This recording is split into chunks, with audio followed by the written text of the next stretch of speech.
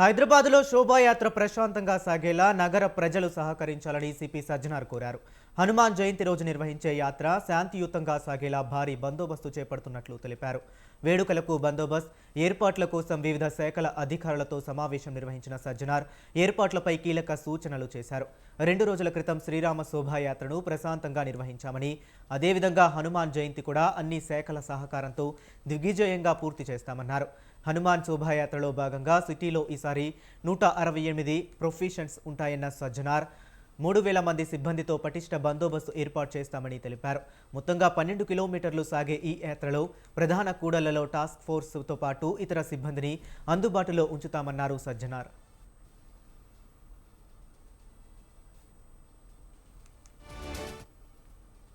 Celebration కోసము ఈరోజు మన పోలీస్ ఆఫీసర్సు, మన జిహెచ్ఎంసీ ఆఫీషియల్సు, వివిధ శాఖల ఆఫీసర్సు మరియు ఈ యొక్క వీరు హనుమాన్ జయంతి సెలబ్రేషన్స్ తరపు నుంచి, మన బజరంగ్ తరపు నుంచి స్టేక్ హోల్డర్స్ అందరూ కూడా మీటింగ్ కండక్ట్ చేయడం జరిగింది, ఒక కోఆర్డినేషన్ మీటింగు.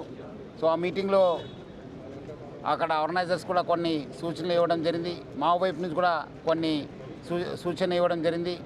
మనము లాస్ట్ 1 వీక్ బ్యాక్నే మన శ్రీరామనవమి సెలబ్రేషన్స్ని బాగా పీస్ఫుల్గా ప్రజల సహకారంతో మనము నిర్వహించడం జరిగింది.